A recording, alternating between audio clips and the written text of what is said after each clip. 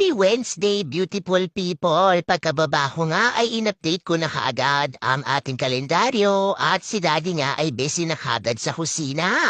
Nagluto lang siya ng scrambled egg at ipinag-prepare niya nga tayo ng ating egg white at bahaw.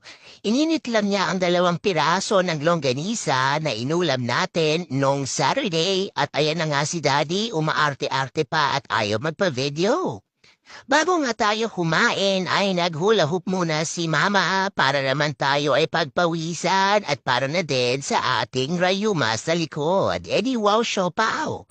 Talagang effective na ang ating paghuhula hoop at hindi na masyadong sumasakit ang ating likuran. Pagkatapos kanyan ay ready na tayong mag-almusal.